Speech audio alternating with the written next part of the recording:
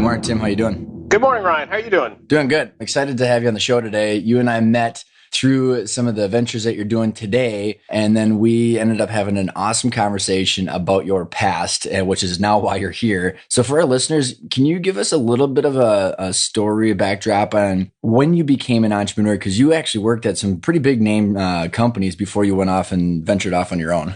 Well, the story I didn't share with you actually goes way, way back to when I was 14, because I and this other guy started an ice cream cart business. And we bought from the original Ben & Jerry's store in Burlington, Vermont. We bought wholesale and sold cones on the street. This is back in the late 70s. And I'm famous for having told Ben Cohen, the co-owner of Ben & Jerry's, that the brand didn't matter. People just wanted ice cream, which was the first stupid thing I did in business. Because we got into like a territory dispute, and I was like, well, I'll just go buy my ice cream somewhere else. And I should have stuck with that one. That would have been a very lucrative business over these decades. That's awesome. So you started selling ice cream, and then you got in and you were working at Procter & Gamble and Hasbro and Cartoon Network.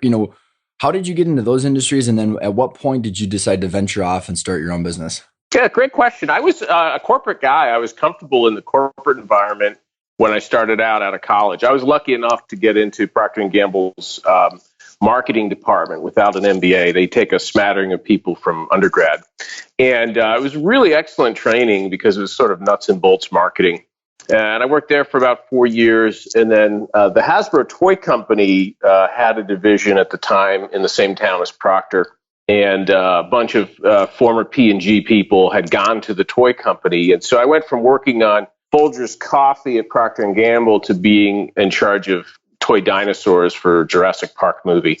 It was kind of a cool dynamic. I never thought in my wildest dreams I'd be working in the toy industry. But I was at Hasbro for about 10 years, working on all kinds of toys tied into movie products like Jurassic Park. Was that when Jurassic Park was like totally hitting mainstream too? Yeah, that was when the first movie came out. That's awesome. And I got to present the toy dinosaurs and action figures to Steven Spielberg, which is really cool. And I worked with George Lucas. I helped bring back the Star Wars toys in the 90s. They'd been gone for a while, and got to work with Lucas's people. It was a lot of fun in that industry. That's a blast. And so you went from there to Cartoon Network, and you were there for like a little stint, right? That's right. I moved to Atlanta, where I live now, in '99 to work with the Cartoon Network. At that time, it was in most American households, but it was just starting to expand around the world. And so that was sort of my third corporate job. And then when I was there, one of my clients was the Intel Corporation. And Intel had been developing these cool gadgets for kids that were all tied into a computer, because Intel, their mission was to sell more silicon chips. So they were trying to find ways to seed the marketplace. And they had developed this cool line of little gadgets, like a microscope where you saw the images on your computer, or one of the first video cameras that was designed for kids, and they could see their video footage and make movies on their computer. So I was helping Intel develop the marketing plans with our teams at Cartoon Network to do, television advertising and online advertising. And then in the middle of the planning, I heard from the people at Intel that their corporate management was just going to get out of that area. This was 2001, and it was right around 9/11, and there was that second that first bust of the Internet 1.0 at that time, right? And so Intel was going to go focus on just their core business and get rid of this division. And I thought, this is a really cool opportunity, because it was kind of a cool white space between toys and technology. And so I wound up leaving the Cartoon Network, which was part of Time Warner, and doing a deal with Intel to buy the business unit on my own. And that's how I really became an entrepreneur, aside from that Ben & Jerry's story. That was my first, jumping in feet first. That's fantastic. So were they shutting it down? So did you just offer to buy it, or were how did that whole negotiation go, to get to a value of what they were going to shut down? It's interesting. It's kind of like swimming in the ocean. You got to just be confident in your ability to swim, not really knowing where the sides are. They had this division that had this kids business, and then they also had a consumer electronics business. Now, this goes way back to 2000. So this is before there was an iPod. Intel actually was manufacturing and selling some early MP3 players, some early digital cameras, and then this kids division. So the whole thing, they said, well, they had about maybe $100 million in annual sales of this stuff. And so I had to go, first I had to hire a lawyer and pay out of pocket to kind of negotiate the deal. Then I had to hire an investment banking firm to perform advisory and really to just kind of prove to Intel that I wasn't just, messing around, that I was, potentially a serious person who could raise capital to buy this division. Mm-hmm. But we wound up getting it for very, very little money because once we did due diligence, we realized that there really wasn't a good value there. It certainly wasn't a $100 million business because they had kind of gotten out of that business, and a lot of the inventory that they had shipped to retailers like Walmart or Best Buy was coming back. And so in the end, what I thought was probably a $10 million transaction that I had to go find outside money to buy, we actually wound up buying it for less than $500,000. No kidding. Yeah, it was. Everybody else who was bidding on it just gave up, and I kind of won just on perseverance and just stuck with it. What's it like doing due diligence on Intel? It's impossible. Just the thing about suits walking aroned, just stonewalling you, or what? No, the thing about the big companies like that is it's nothing for them to just shut down a big division. This is Intel. Mm-hmm. Cisco did this with another business.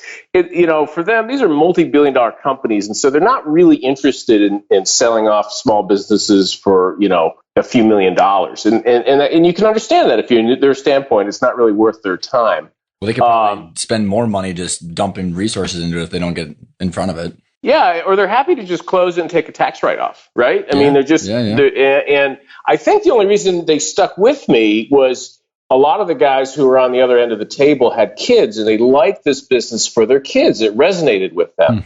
And so I think they just sort of did it because they were good people, not because it was some big economic value for Intel to get my $470,000 check one day. It was, it was kind of a little bit of luck and a little bit of, but perseverance was key because there's at least 3 times when I thought I should walk away from the deal, but I stuck with it.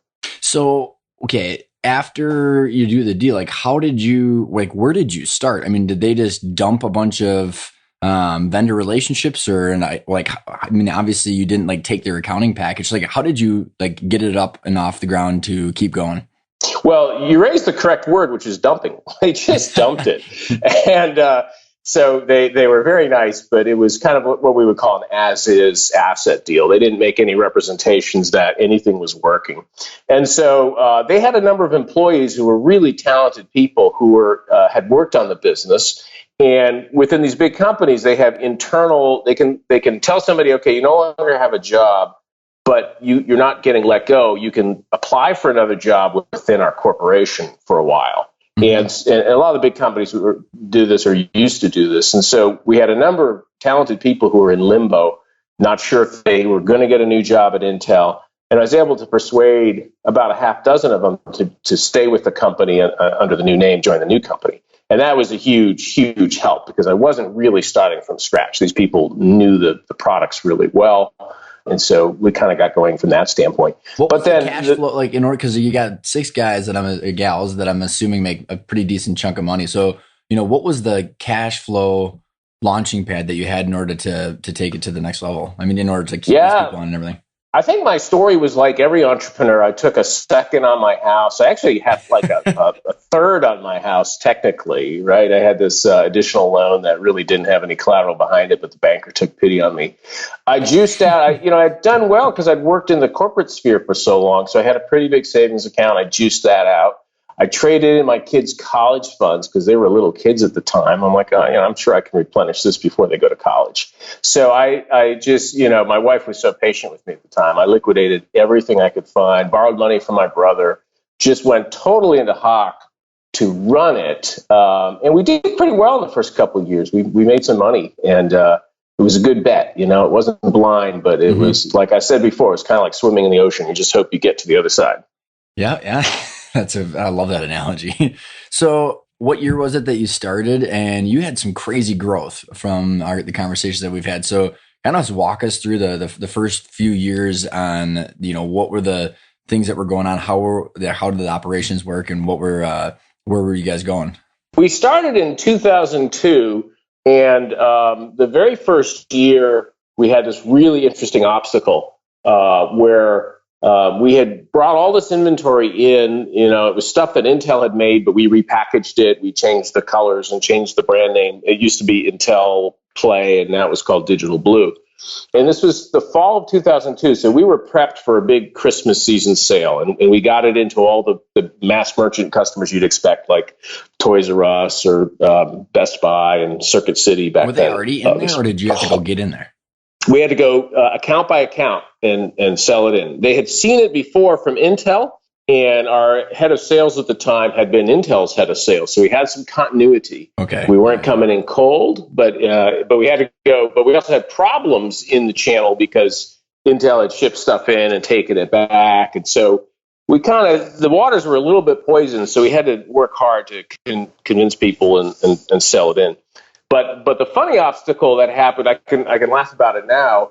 While we'd done this delicate balance of converting the customers so that they would take it again, getting the factories going, financing the goods so we could pay for them, because we had to pay our factories in China before the goods would come over. In the middle of all that, the West Coast ports had a labor action, almost like a strike, except the ports locked out the workers. I remember.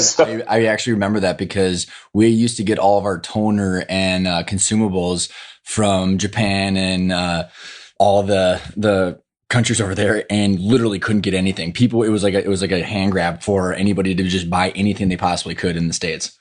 Absolutely right. And so we were stuck. So half of our goods for Christmas of 2002 were sitting out on the water waiting to dock, and they didn't dock until November, and half the goods missed the season.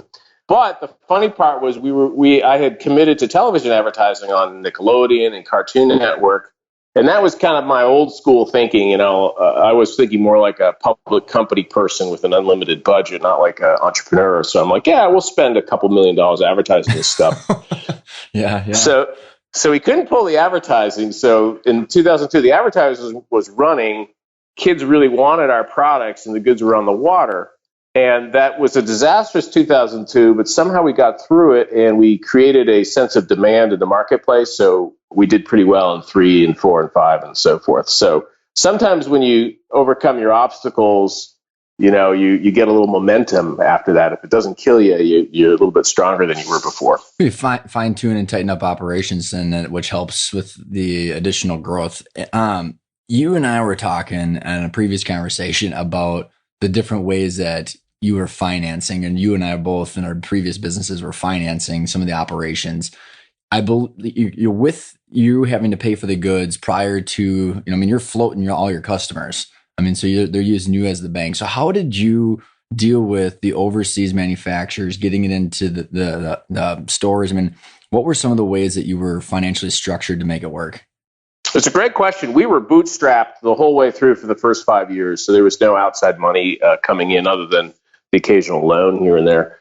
And so I kind of developed a variety of different mechanisms to get the goods over. So the first thing I did was make personal contact with each of the factories, and I flew over to China and met, had dinner with the factory owners. So we got a little bit of trade credit out of the factories, kind of sold them the vision on how we were going to grow this business and how it was in their economic interest to trust us. And a lot of it just came down to them starting to get comfortable and trust us. So we were able to get a little bit of credit from the factories. Then I did a typical factoring agreement on the invoices with a factor at the time. I think it was GE Capital, where once we sold to someone like Best Buy or Toys R Us, even though they didn't pay us for 60 days, the factor would advance, 85% of the money up front. And then the third thing we did was I got a small line of credit from a commercial bank here in Atlanta that was very comfortable with the import business, which is tough. Depending on where you live, if you're in the business of importing goods from overseas, it can scare a lot of banks. And certainly most banks in Atlanta are kind of frightened by the notion of international trade from Asia. But this particular bank had ownership that were first and second generation immigrants from China. And so they were comfortable with it. And so it was, you had to knock on the doors of maybe 20 banks and get turned down before one did that. So we had this kind of combination of these different structures. There was no one size fits all solution. And there certainly was no idea of, oh, I'm going to go out and find, a venture capital fund that's going to, give me all the startup money I need. I think sometimes we get an impression that we can go to one source and do this wonderful capital raise, just like many tech companies do. But particularly when you're not in tech, that can be a very tricky thing to do. Well, yeah, I think there's this misperception that's kind of going on with that's what gets all the PR with all these funds and the VCs and these businesses and the apps and software out of the West Coast that just get all this money and then they just go make $1 billion business, where the Main Street mid-market has to, financing and getting the money is one of the biggest challenges that can either make or break it. And I think that's where you and I have had a lot of the the overlap. When you talk about the factoring and so you've got multiple ways, because your whole goal is to get the money to buy the goods and then make sure that your customers pay you. Can we dive a little bit more into that factoring? Because I think, depending on where the entrepreneurs are that listen to this, they might have a normal line of credit where they got $1 million that they can just, deplete and then pay back as they get paid from their customers. But this whole factoring, you got a combination of lines of credit, but then you also have this factoring. Can you elaborate a little bit more on exactly how that works? Sure. Yeah. So factoring itself, there's two kinds of it. There's recourse and non-recourse. And recourse means that the bank, tries to collect on your receivables, and if they fail, they can put them back to you. Non-recourse means if they fail to collect on your receivables, it's their problem. So the way it works is you would present your invoices. So let's say I sold something to Target stores for $100,000.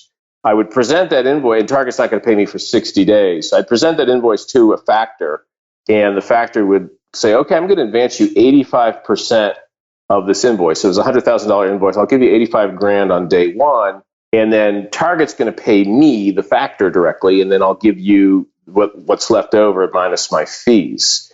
And so it sounds great on paper, right? Like, I'm going to get 85% of my money up front, and then in 60 days, I'll get the rest of my money less their fees. Which the fees are super cheap, right? The fees are generally going to be in the low 20%. Yep.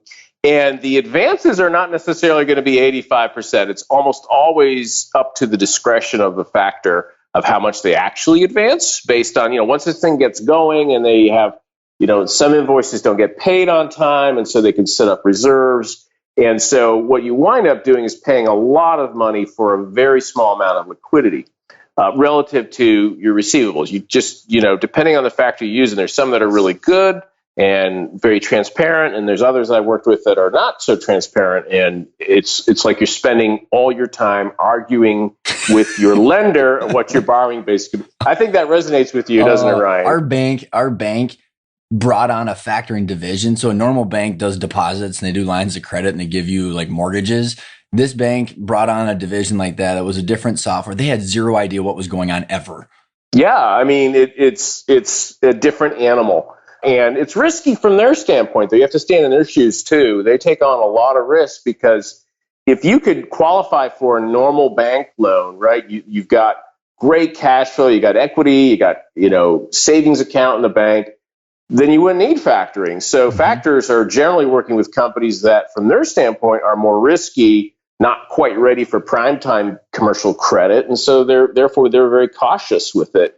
But it can really cause you some gray hair as you go through those relationships. With the factoring too, it's risky in multiple different fashions of the word risk, right? Because you had a viable business and you were you needed the factoring, you needed the money up front to run operations and also to get the goods. And actually, Phil Knight in his book Shoe Dog talks about a lot of this, and it's a fantastic book. I had just the shivers while I was listening to that book. But the factoring, with a growing company like yours, or we were, exponential growth, you can't go get just a normal line because they have no trend to base off your line of operations. So you just have no idea because your growth is the animal, right?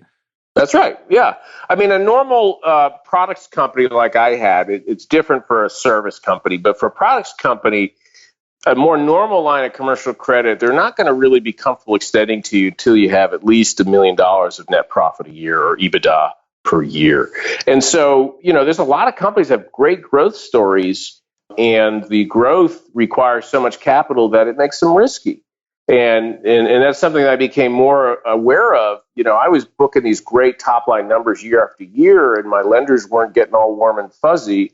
And I realized there's this risk of growth that doesn't bring profits with it as fast as the growth. The trap of profitless growth can be very dangerous for a company. You as a products company, the riskiest point is after you pass maybe 10 million in annual revenue. That's when it's very easy to fall apart, as I very well proved a few years later.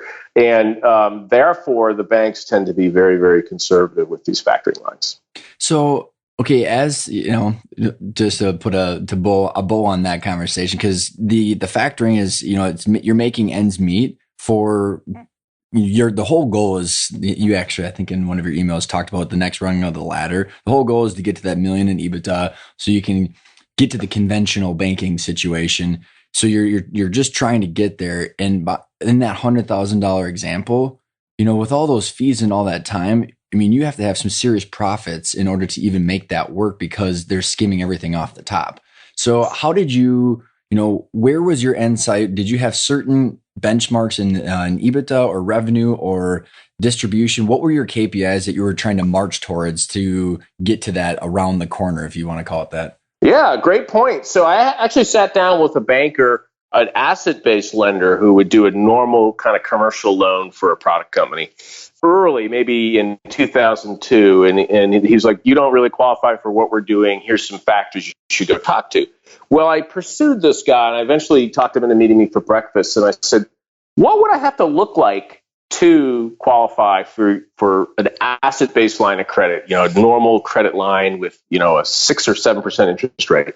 And so he kind of spelled it out, and it was the sort of $1 million of annual EBITDA, a couple of years of runway where, the company was well managed. We didn't run out of cash any particular month. Recurring customers that came back and bought over and over, and no risk, no concentration in just one customer. They were afraid what if all your business was with Walmart and then one year Walmart doesn't buy you?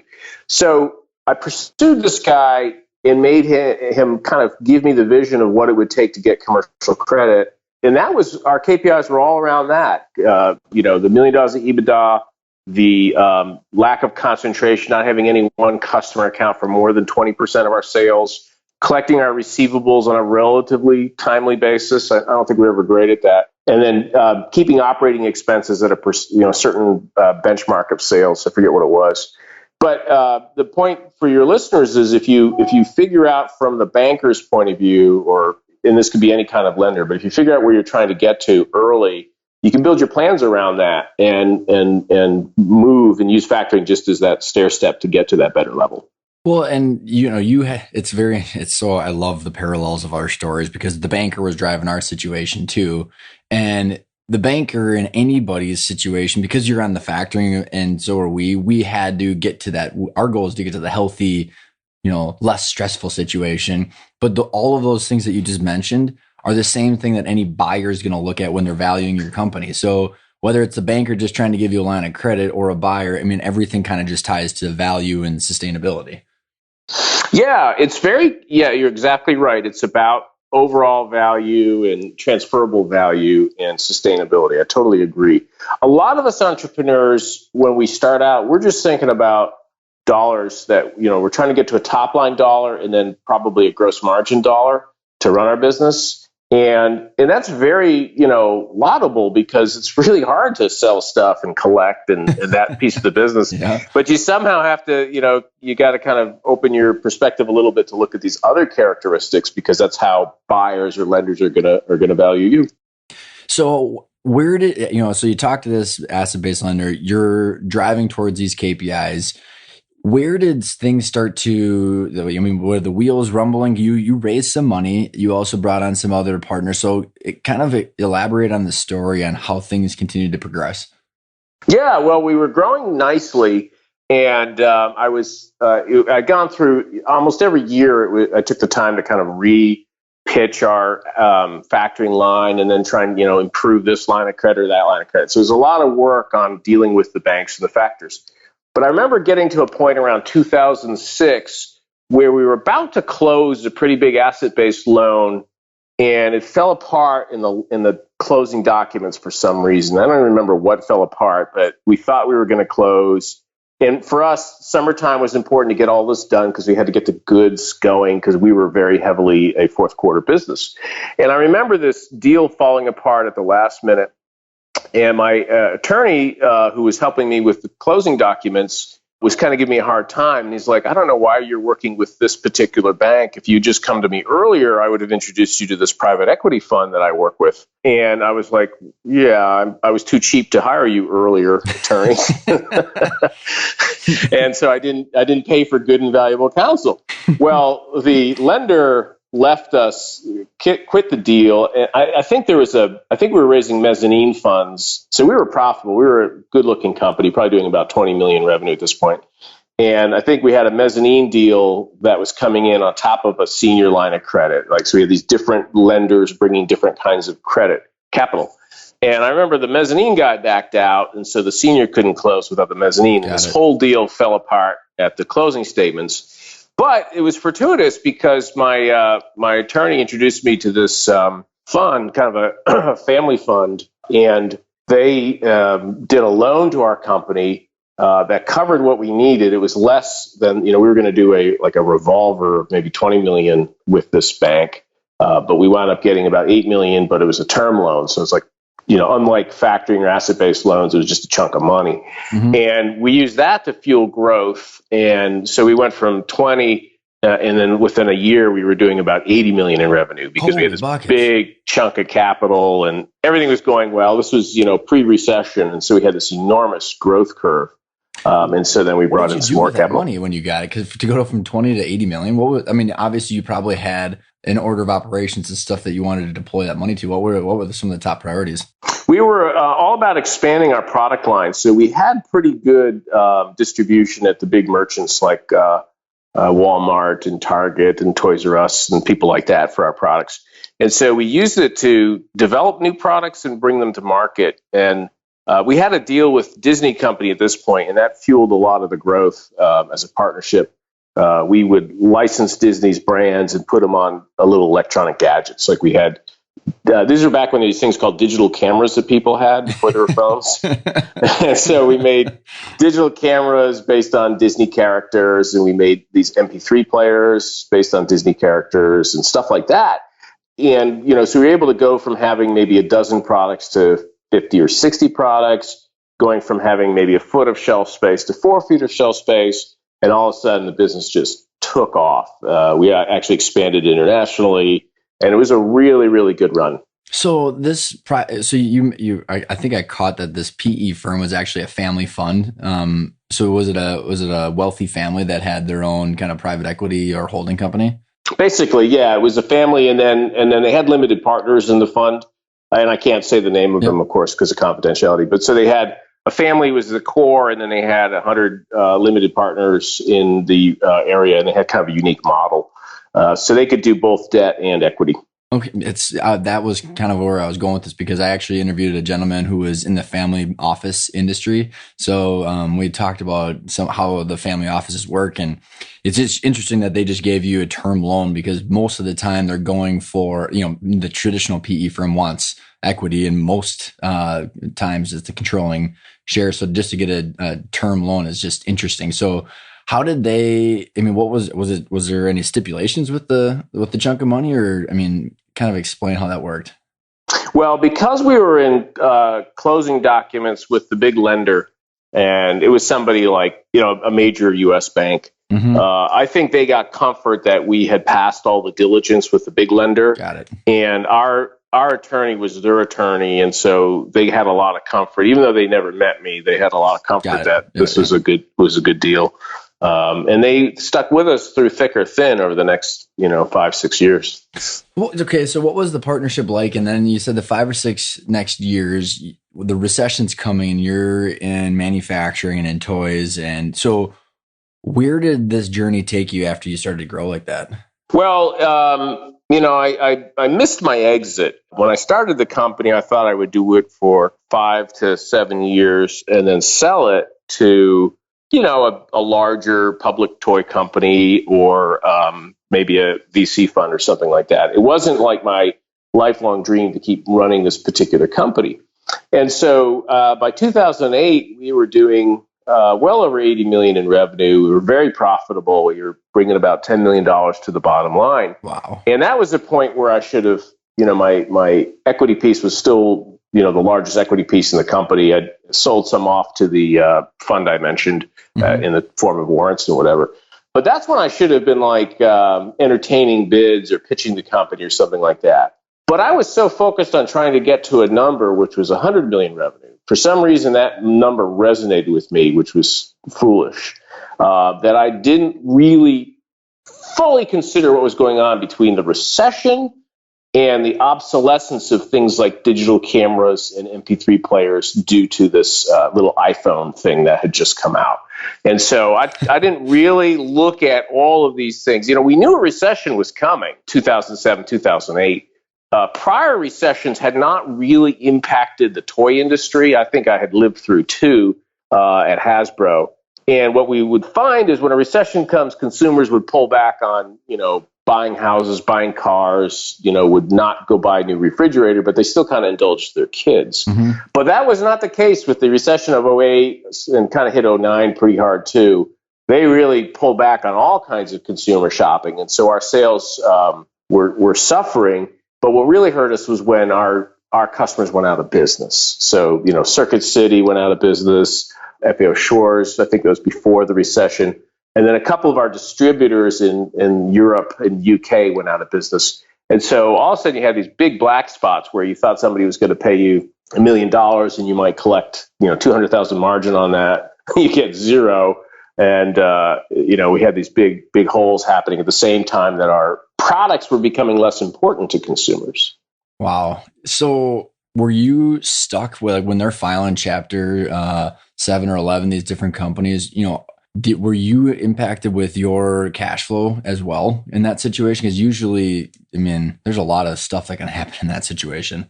Yeah, it certainly hurt us. So some of the American companies, we had credit insurance on. And so if they went out of business, the credit insurance would pay a piece of it.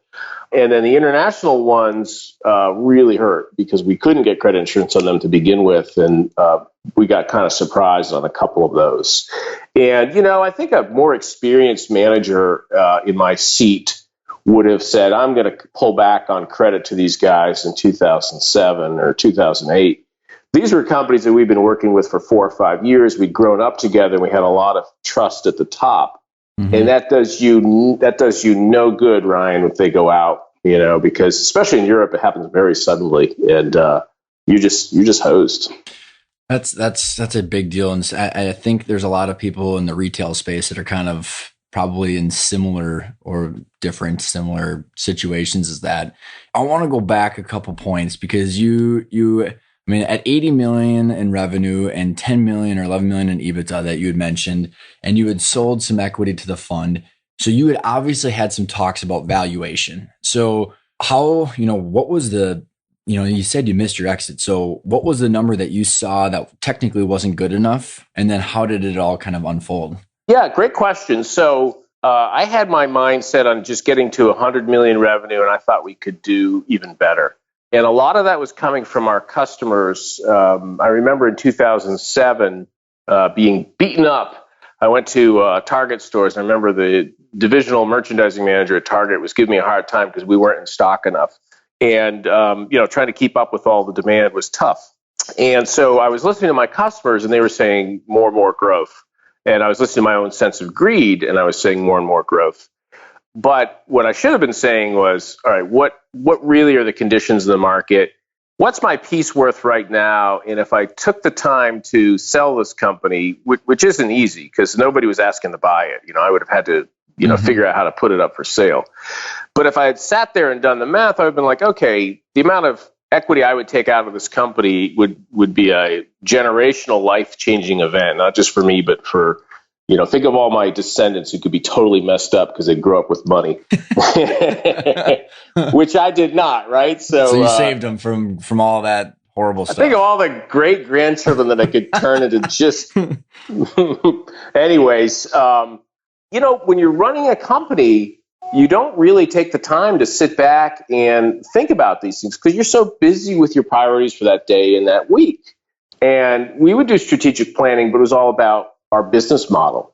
And I think that every entrepreneur needs to have some kind of group of people, a kitchen cabinet, if you will, who stops her or him and says, hey, where are you really trying to get to?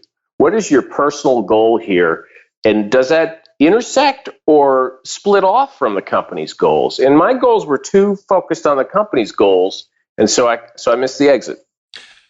Yeah, it's so funny. I hear that so much, and ours was too. Ours were all revenue based, or I mean, I hear people like it's revenue based, going international, going national, opening up no new locations, and no sight on what does this mean for me. And you and I before we jumped on the call, we're talking about all the concentration that people have in their houses for their assets, but the business is 95% of the owner's net worth at most cases. So to double down in a specific industry that might have risk and not think about that is a huge deal. Yeah, absolutely. But as entrepreneurs, we have to build in time to go think about it, and a lot of times people don't ever think about their exit until somebody comes and offers to buy their company.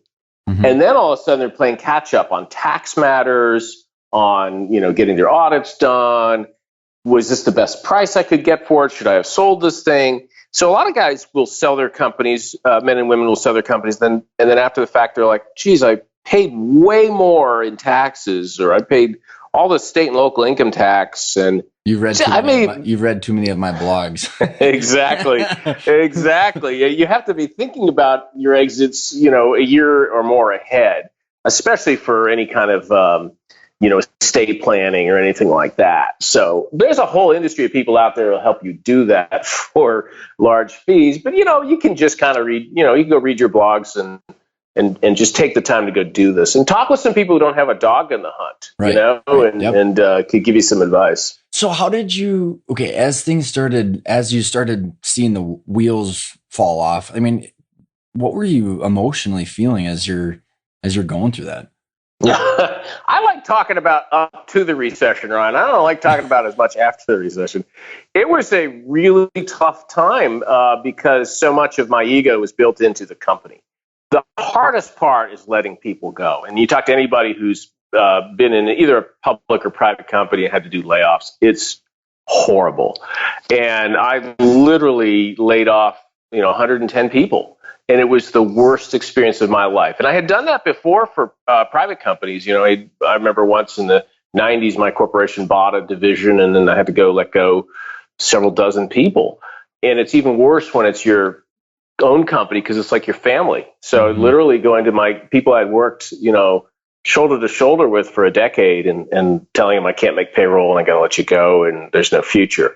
And owing people money, it was hard to, cover people's expense reports and everything at the end. And so that was just a horrible experience for me going through that. And it took a couple of years. We didn't think we were out at first. And so, we would do, I think the first year in 2009, we might have laid off about a third of the company thinking we were cauterizing the bleeding and stabilizing the company. But, we were in so much debt at that point that we just kept putting all our money to debt payments and the growth wasn't there that we were hoping, or the revenue wasn't able to be stabilized that we were hoping. And so a year later, I had to lay off more people, up to the point where I think by 2014, my last two people had to go. And that was pretty much the end of that company, Digital Blue.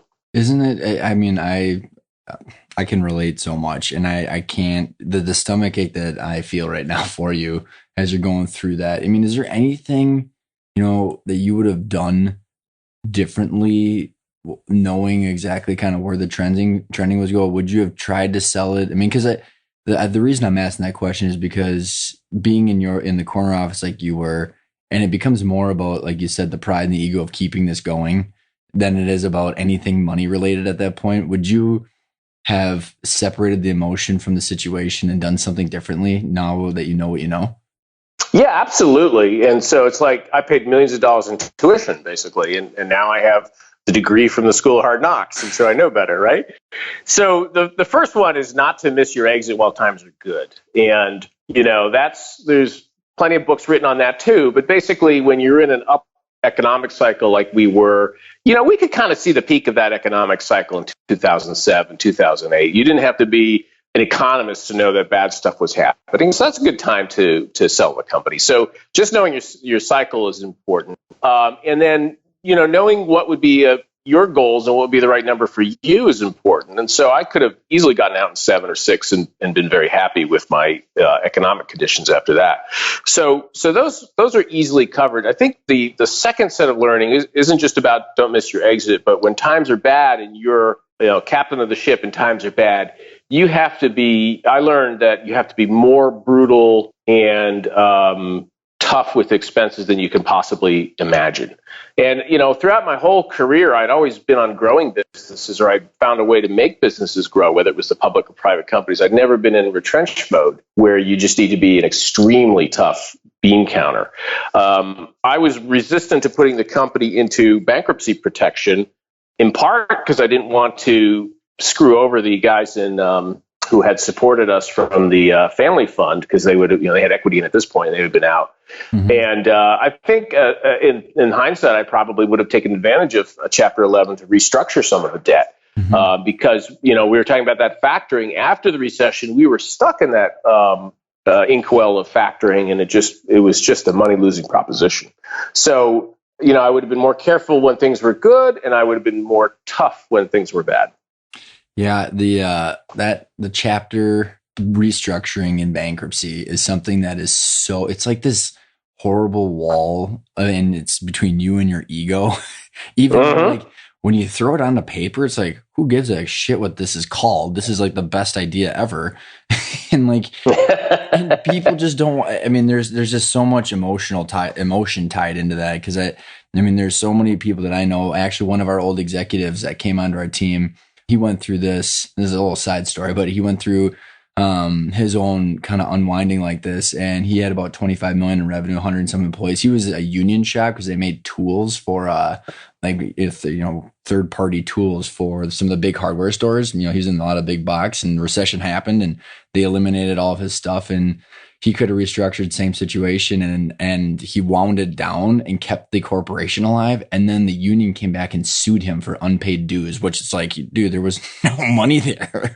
So that's hard. Yeah, it's just a bummer. It's there's a whole thing there about, what are the options when you're actually in the tough times that you don't really know about, because all you're trying to do is fend off the next punch. Yeah, absolutely. And you can be living day to day, and, we would roll out our cash flow for 10 weeks at a time to see if we could pay bills and stuff. And when you're in that kind of crisis mode, it's hard to step back and look at different options. And the people that will help you step back and look at different options usually want retainers. And so it can be a really tough time. Better not to get into those tough scrapes. Mm-hmm. But if you are, you have to be, all the more diligent with what you decide to do. So if you were to go back and sit down with yourself when you're doing 80 million and 10 million in EBITDA, what are the 2 things you would have said to yourself? I would have said, hey, let's go sell this company, and let's take selling the company as seriously as we take selling next year's product line. So when we would go sell next year's product line, we'd go to Las Vegas to a trade show, and we would rent a bunch of suites at the Bellagio, and we would bring in presenters and make cool sizzle videos, and we would really sell the product line and get everybody to buy the dream. Selling a company can be that too. You don't have to hire an investment banker to position yourself in the best light. But, in hindsight, I would have gone out to LA, where a lot of the public toy companies have headquarters, and set up a little showroom like that, and brought in some models and tried to really just sell the magic. And that's probably the best advice I would have given myself back in the good times, was to take the sale as seriously as I took the business. I think that's super, super good advice. It doesn't have to happen overnight either. And I don't know if your experiences from what you went through is, people have this assumption that you just have to sell immediately, but it just takes a process, and it takes a long time. So to actually spend the time doing it, like you said, use the sizzle, just like you're selling the next product line. I like it. A lot of entrepreneurs can do that if they focus on all of their external facing channels. Like A website's a great example. Let's say you have a service company and you know you want to sell it a couple years down the road, and you have a cookie cutter website that you built, from the tools from Register, or you hired your neighbor's kid to build it. You might want to think about investing to have a really sharp looking, up to date website, because that's your calling card. When people are thinking about buying you, what's the first thing they do? They Google you, and they Google your company, and they go look at your site. So that's like one tactic that companies could follow to just kind of spruce up what they're presenting out to the world, make sure it's as up to date as possible. And of course, that's good for business too. Yep. I love it. So Tim, as we're wrapping up here, what is the best way for our listeners to get in touch with you?